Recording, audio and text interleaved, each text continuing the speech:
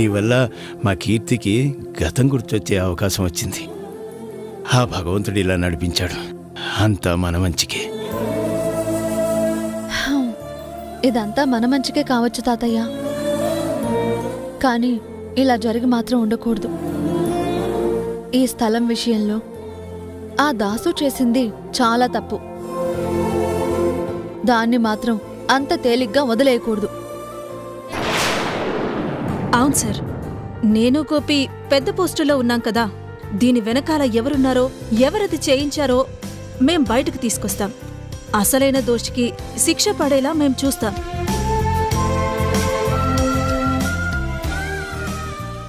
చాలా మంచిది. నా కోసం మీరందరూ ఉన్నారు. ఇప్పుడు నా స్నేహితుడు కూడా నా పక్కనే ఉన్నాడు. నాకు కొండంత ధైర్యం వచ్చిందమ్మా. మీరంతా నాతో ఉండగా ఈ ఆశ్రమాన్ని కానీ నన్ను కానీ ఎవరు మాత్రం ఏం చేయగలరు?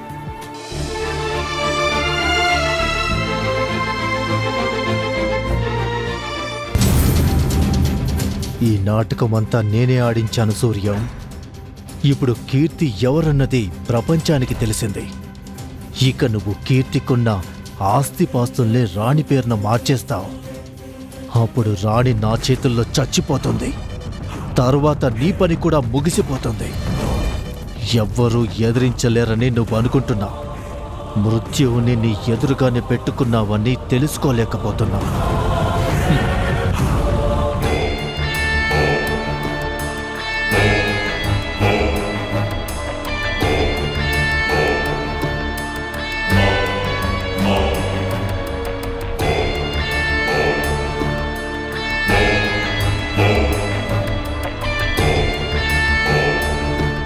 సమంత ఎక్కడికెళ్ళింది?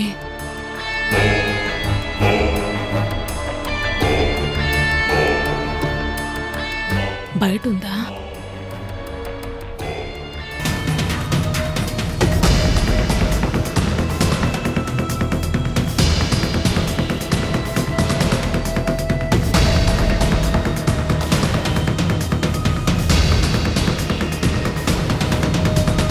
సమంత, ఫోన్లో ఎవరు? నా ఫ్రెండ్ గ్రాని. ఫ్రెండ్తో తర్వాత మాట్లాడుకోవచ్చు. ముందు నేను నీతో చాలా మాట్లాడాలి. ఓకే, నేను నీకు మళ్ళీ కాల్ చేస్తాను. ఏంటి గ్రాని, ఎందుకు ఈ మధ్య నువ్వు అనవసరంగా ఎక్కువ టెన్షన్ పడుతున్నావు? నేనేమైనా చెప్పాను అంటే నువ్వు పాతకాలం దానివి, నీ పద్ధతులు అలాగే ఉంటాయి అంటావు. ఏం జరుగుతుందో నీకేం అర్థం కావటం లేదు. నేను నీ గురించి ఆలోచిస్తుంటే నువ్వు దేని గురించి ఆలోచించకపోవటం నాకు చాలా కష్టంగా ఉంది. గ్రాని, నన్ను అభిమానించే మీరంతా ఉన్నారు కదా, ఇంకా నాకేం భయం ఉంటుంది? చూడు సమంత, నాకు మీ అమ్మా నాన్న అంటే ఎంతో ఇష్టం. మరీ ముఖ్యంగా మీ నాన్న రఘుకి నేనంటే ఎంతో అభిమానం ఉండేది. సీత కూడా నన్ను చాలా ప్రేమగా చూసేది. అందుకే నువ్వంటే నాకు అంత ఇష్టం. నీకు అన్యాయం జరుగుతుంది అంటే నేను తట్టుకోలేను.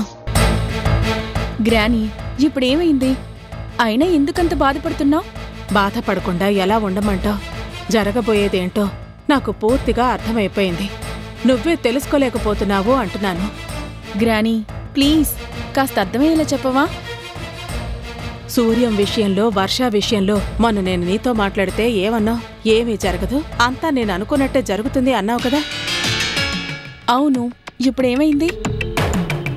ఇంకేమవ్వాలి? సూర్యంని పోలీసులు అరెస్ట్ చేస్తే వెళ్ళి మీ తాతి విడిపించారు. సూర్యం నిప్పు తను ఏ తప్పు చేయడని అందరికీ చెప్పుకుంటూ వస్తున్నారు. సూర్యం వెనకాతల నేనున్నాను, తన ఒంటి మీద ఈగ కూడా వాలనివ్వను, మొత్తం నేను చూసుకుంటాను అని మీడియా సమక్షంలో కూడా శపథాలు చేసి మరీ వచ్చారు.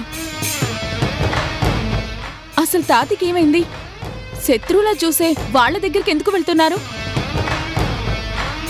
అయినా సూర్యం విషయంలో తాతి అలా మారిపోవడం ఏంటి?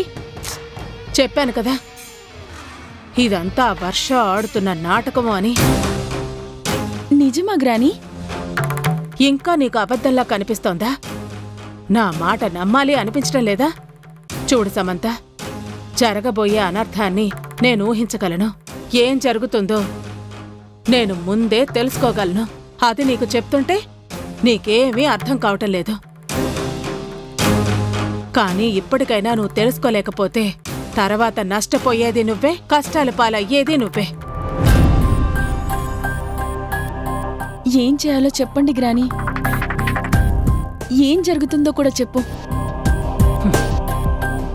ఇదంతా వర్ష ఒక ప్లాన్ ప్రకారం మొత్తం చేస్తోంది. అంతవరకు ఎందుకు?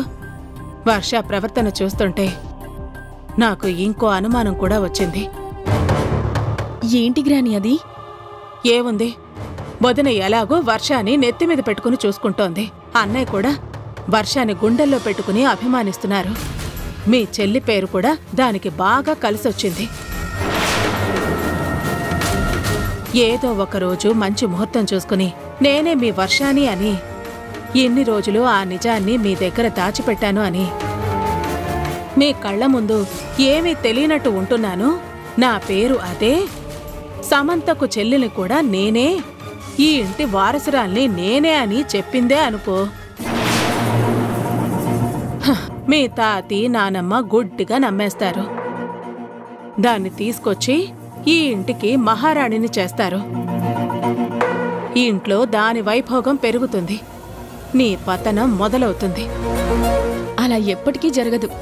తాతి ముందే చెప్పారు కదా, తన ప్రాణాలు కాపాడిందని వర్షాన్ని అభిమానిస్తున్నాను, అంతేకాని మనవరాలుగా చూడ్డం లేదు, బయట మనిషి అనుకుంటే ఆత్మీయత దొరకదని తాతయ్యాన్ని పిలిపించుకుంటున్నానని మనతో అన్నారు కదా. మళ్ళీ ఇలా మాట్లాడతావేంటి? ఉప్పెన వచ్చే ముందు సముద్రం కూడా ప్రశాంతంగానే ఉంటుంది, కాని తర్వాతే ముంచేసి మొత్తం మట్టి దిబ్బలుగా మార్చేస్తుంది. ఇప్పుడు మన ఇంట్లో జరగబోతోంది కూడా అదే. అమాయకంగా దాని వలలో మీ తాతి నానమ్మ మొత్తం ఇరుక్కున్నారు. అమాయకురాలుగా అది నటిస్తూ అది చేయవలసిన మొత్తం చేసేస్తోంది. అంటే ఇప్పుడు సూర్యానికి తాతి దగ్గరవ్వడం కూడా వర్షా ప్లానే. తనకి సపోర్ట్ చేసే వాళ్ళందర్నీ మీ తాతీకి దగ్గర చేస్తుంది. రేపు తానే ఈ ఇంటి మనవరాలు అంటే ఆ సూర్యం మద్దతు పలకాలి. సూర్యం ఏం చెప్తే మీ నానమ్మేమో అన్నయ్య నిజమే చెప్తారు, అబద్ధం చెప్పరు అంటూ తాను కూడా వంత పాడుతుంది. వాళ్ళిద్దరి మాటలు నమ్మిన మీ తాతి వర్షాయే తన సొంత మనవరాలు అనుకుంటారు. బాగా ఆలోచించు సమంత, వర్ష ఎంత ప్లాన్ చేస్తుందో నీకే అర్థమవుతుంది. అలా తను చెప్పాలి అన్నా సాక్ష్యాధారాలు చూపించాలి కదా. తనని తాను వర్ష అని నిరూపించుకోవాలి కదా. ఎలా నిరూపించుకుంటుంది? ఇంకా ఇంత అమాయకంగా ఆలోచిస్తున్నావా? వర్ష మీ అందరికీ దూరమైనప్పుడు 3 నెలల పసిపాప, ఇప్పుడు 20 ఏళ్లు గడిచిపోయింది. రూపం మారిపోతుంది. తను ఎలా ఉంటుందో ఎవ్వరికీ తెలీదు. ఇలాగే ఉంటుందని ఎవ్వరూ ఊహించలేరు కూడా. పేర్లు కలిశాయి అన్న ఒకే ఒక్క కారణంతో తనే ఈ ఇంటి పేగు బంధమని చెప్పింది అంటే ఇప్పుడు గుడ్డిగా నమ్ముతున్న వాళ్ళు అప్పుడు నమ్మరని నువ్వెలా అనుకుంటావు? వర్ష ప్లాన్ నీకు అర్థం కాకపోయినా నాకు అర్థమైంది. నువ్వు తెలుసుకోలేకపోతే నువ్వే నష్టపోతావు. నా మనవరాలివి కాబట్టి నీకు చెప్తున్నాను, తర్వాత నీ ఇష్టం. లేదు గ్రాని, ఇన్ని రోజులు నీ మాట నేను పట్టించుకోలేదు. ఇదంతా వర్ష ప్లానే అయితే ఒప్పుకునే ప్రసక్తే లేదు. అది ఎప్పటికీ నా శత్రువే తప్ప నా చెల్లెలు కాదు. నా చెల్లెలి స్థానంలోకి దాన్ని ఎప్పటికీ రానివ్వను. పేర్లు కలిసినంత మాత్రాన బంధాలు కలవ్వు. రక్త సంబంధం ముడిపడదు. ఏం చెయ్యాలో నువ్వు చెప్పు, ఎలా చెయ్యాలో నేను చేస్తాను. ఇప్పుడు నువ్వు నా దారిలోకొచ్చా. ఇంక నాటకం ఎలా నడిపించాలో నేను నడిపిస్తాను. ఈ ఇంట్లో ఎలాంటి అలజడులు సృష్టించాలో నేను సృష్టిస్తాను. నిన్ను పావుగా వాడుకుని ఈ ఇంట్లో అందర్నీ నేనాడిస్తాను. సమంత, ఈ గ్రాని ఉన్నంత వరకు నీకు ఎలాంటి లోటు రానివ్వను. నేను చెప్పింది నువ్వు చేస్తే చాలు. తప్పకుండా గ్రాని, నువ్వేం చెప్తే అది చేస్తాను. నేను నీకు మాటిస్తున్నాను.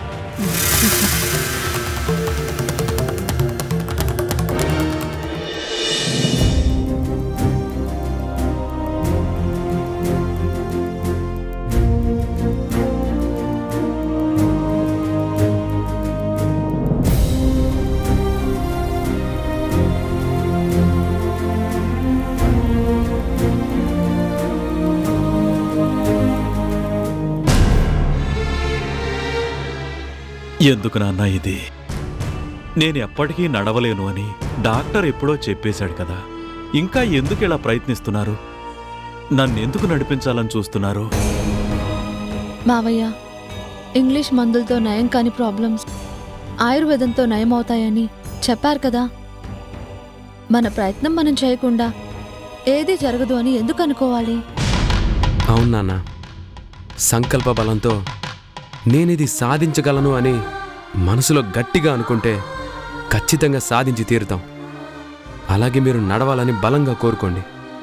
మిమ్మల్ని నడిపించే బాధ్యత నాది, రాణిది. ఎన్నాళ్ళు మిమ్మల్ని నేను అపార్థం చేసుకున్నది. నా కోసం ఎంతలా మీరు ఆలోచిస్తున్నారు. కానీ ఒకప్పుడు మీ గురించి నేను ఆలోచించిన తీరు చూస్తే నా మీద నాకే అసహ్యం వేస్తుంది. మావయ్య, గడిచిపోయిన గతాన్ని గుర్తు చేసుకోవద్దని మీకెప్పుడో చెప్పాను కదా. ఇంకా అవేం ఆలోచించకండి. రండి నాన్న, నేను రాణి మీ చేతులు పట్టుకుంటాం. ఆ కర్రలు లేకుండా నడిచే ప్రయత్నం చేద్దాం. రండి.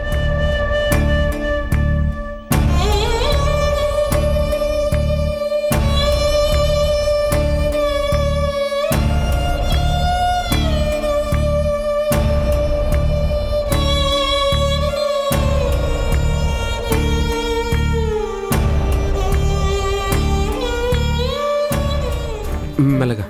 నా వల్ల కాదు, కాళ్ళు నొప్పి పెడుతున్నాయి, నన్ను వదిలేయండి. మావయ్య, పసిపిల్లలు అడుగు వేసేటప్పుడు లేచి నిలబడగానే పడిపోతూ ఉంటారు. కానీ ఆ చిన్న వయసులోనే పడిపోయిన ఆగకుండా మళ్ళీ అడుగులు వేసే ప్రయత్నం చేస్తారు. అదే వాళ్ళని నడిపించేలా చేస్తుంది. అప్పుడు ఆ పిల్లలకు నడక నేర్పించడానికి తల్లిదండ్రులు చెయ్యి పట్టుకుంటారు. ఇప్పుడు మేము మీకు ఊతగా ఉన్నాం. నడవాలి అన్న బలమైన నిర్ణయాన్ని మీరు తీసుకోండి. తప్పకుండా నడిచి తీరుతారు. పదండి.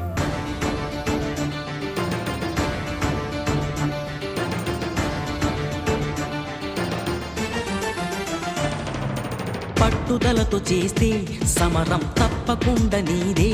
విజయం కష్టపడితే రాదా, ఫలితం పదరా సోదరా. నీ ధైర్యం తోడై ఉండగా ఏ సాయం కోసం చూడక, నీ ధ్యేయం చూపే మార్గంలో పోరా సూటిగా.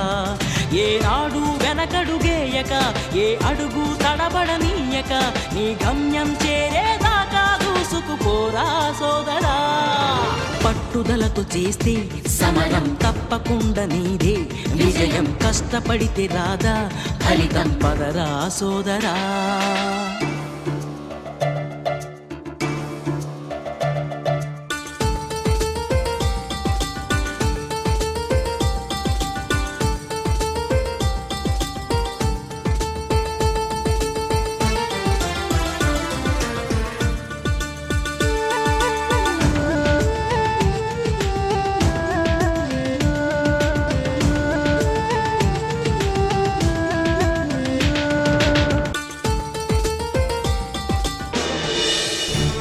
అవునా తాతయ్య, ఇంత జరిగిందా? మొత్తానికి రాణి అక్కకి నిజం తెలిసిపోయిందా? అవునమ్మా, అంతవరకు నాకు ఆనందంగానే ఉంది. కానీ అసలు సమస్య ఇప్పుడే మొదలైంది. ఏంటి తాతయ్య? అక్క ఆనందంగా ఉంటుందని నువ్వు ఆలోచిస్తున్నావు, కానీ కీర్తి నీ గురించి ఆలోచిస్తుందని నువ్వు ఆలోచించడం లేదా? నా గురించా? నా గురించి ఏం ఆలోచిస్తుంది తాతయ్య? ఎందుకు ఆలోచించదమ్మా? ఇన్ని రోజులు నువ్వు తనకి చెల్లెలుగా ఉన్నావు, కానీ ఇప్పుడు నువ్వు నాకు శంకర్ ప్రసాద్కి మనవరాలని కీర్తికి తెలిసింది. మరి నిన్ను ఆ ఇంటికి అప్పగించాలని కీర్తి ప్రయత్నాలు మొదలు పెడుతుంది కదా. నిజమే తాతయ్య. ఒకరోజు సోదమ్మ నేను గొప్పింటి వ్యక్తిని అని చెప్పినప్పుడు కూడా అక్క అలాగే అంది. నువ్వు ఎవరో ఏంటో తెలిసాక తప్పకుండా నీ వాళ్ళకి అప్పగించాలి అంది. ఇప్పుడు అదే నిజమవుతుందంటారా? అవునమ్మా, ఈ విషయం రాణికి తెలియగానే నీ గురించి అడిగింది. నా చెల్లెలు అంత గొప్పింట్లో పుట్టింది, నా దగ్గర పెరిగింది. నా చెల్లెలు ఎక్కడున్నా కనుక్కొని ఎలాగైనా శంకర్ గారికి అప్పగించాలని నాతో మాట్లాడింది. నువ్వెక్కడున్నావో నాకు తెలిసినా కూడా నేను నీకు ఇచ్చిన మాట ప్రకారం నేను ఈ విషయాన్ని రాణితో చెప్పలేదు. మంచి పని చేశారు తాతయ్య. ఇప్పుడప్పుడే అక్కకి నా గురించి తెలియకూడదు. ముందు మా పెళ్లి జరగాలి. నేను కూడా అందుకే మౌనంగా ఉన్నానమ్మా. నువ్వే పెళ్లి ఎందుకు చేసుకుంటున్నావో, జరగబోయేదేంటో, అసలు ఏం ఆశించి ఈ పెళ్లి చేసుకుంటున్నావో నాకు తెలుసు కాబట్టి నేను రాణి దగ్గర ఈ విషయం చెప్పలేకపోయాను. కానీ నా చెల్లెల్ని ఎలాగైనా చూడాలి తాతయ్య అని తను నా ముందు కన్నీళ్లు పెట్టుకుంటే నేను ఏ క్షణమైనా నోరు జారుతానేమోనని నాకు భయంగా ఉందమ్మా. వద్దు తాతయ్య, కలలో కూడా అలా జరగకూడదు. ముందు మా పెళ్ళవ్వాలి. ఆ తర్వాత నేనే అక్క దగ్గరకు వస్తాను, జరిగిందంతా చెప్తాను. అప్పుడు అక్క అన్నీ అర్థం చేసుకుంటుందని నేను కూడా ఆశిస్తున్నాను. అమ్మ వర్ష, నువ్వు చేస్తున్న ఈ త్యాగం చరిత్రలో ఎప్పటికీ నిలిచిపోతుందమ్మా. ఒక కుటుంబం కోసం నువ్వు ఇంత గొప్ప నిర్ణయాన్ని తీసుకున్నావు. నా మనవరాలు ఇంత గొప్పగా ఆలోచించిందా అని నాకు గర్వంగా ఉందమ్మా. కానీ పెళ్ళైన వ్యక్తిని నువ్వు పెళ్లి చేసుకోవడమే మా అందరికీ బాధగా ఉందమ్మా. నువ్వు చెప్పావు కదా, కొన్ని కావాలంటే కొన్ని వదులుకోవాలని. అందుకే నీ మాటకి కట్టుబడి ఉన్నాను. 10 మంది సంతోషం కోసం ఒక్కరు బాధపడినా తప్పులే తాతయ్య.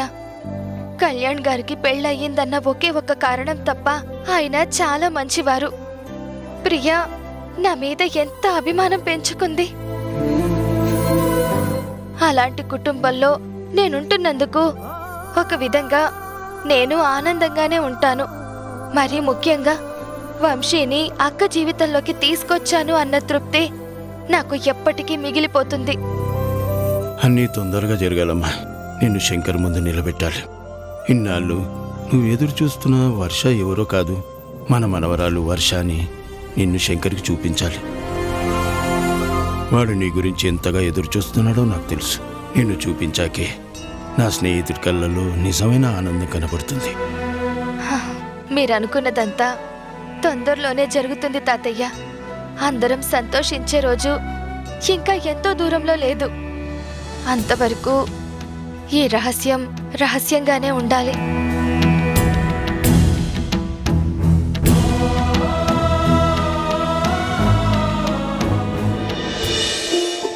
నమస్తే అండి. నమస్తే అమ్మా. తాతయ్య ఎలా ఉన్నారు? బాగున్నానమ్మా. ఆయన నా మనవరాలు నా కళ్ళ ముందే ఉండగా నాకేం బాధ ఉంటుందమ్మా. రా కూర్చో కూర్చో.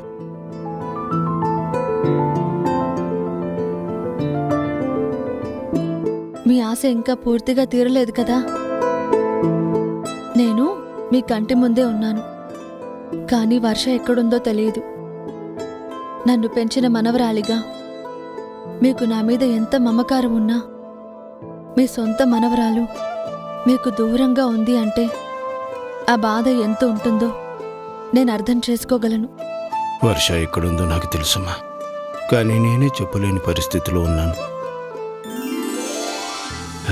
అమ్మ రాణి, నువ్వు ఇన్ని రోజులు నా కళ్ళ ముందే ఉన్నా నేను నిన్ను తెలుసుకోలేకపోయాను కదా. అలాగే వర్ష కూడా దగ్గరగానే ఉంటుంది. తప్పకుండా త్వరలోనే కనబడుతుంది. అమ్మా కీర్తి, నువ్వు ఫ్యాక్టరీకి వెళ్ళలేదా? తాతయ్యతో మాట్లాడాలని వచ్చానండి. ఇక్కడి నుంచి ఫ్యాక్టరీకి వెళ్తాను. నాతో మాట్లాడాలా? ఏంటమ్మా? అదే తాతయ్య, ఇన్ని రోజులు నా తల్లిదండ్రులు ఎవరో నాకు తెలియదు. ఒక చిన్న పేపర్ కటింగ్లో అమ్మా నాన్నల ఫోటో చూశాను.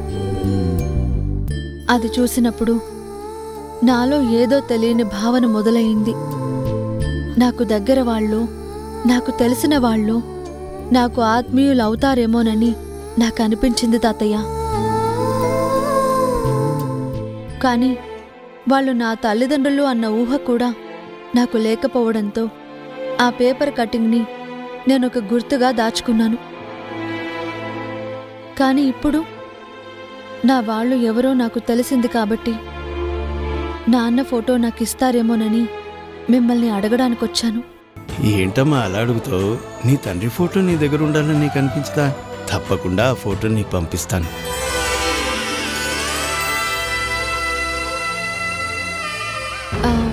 అవును, ఖాళీ ఎక్కడ తాతయ్య? ఏదో పనుందని బయటికి వెళ్ళాడమ్మా. ఏమ్మా, ఖాళీతో ఏమైనా పనుందా?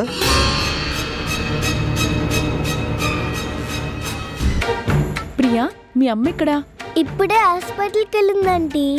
ఇదిగో ఈరోజు నాకు ఈ గిఫ్ట్ ఇచ్చి మరీ వెళ్ళిందంటీ. చైన్ బాగుందా? ఈ చైన్ నేనెక్కడో చూశానే. నాకు బాగా తెలిసిన చైన్లా ఉంది. మీ ఇంటి నుంచే వచ్చింది. మీ తాతయ్య ఇచ్చారంట. సీతకి పెళ్లి జరగబోతోంది కదా, తన పెళ్లి కానుక.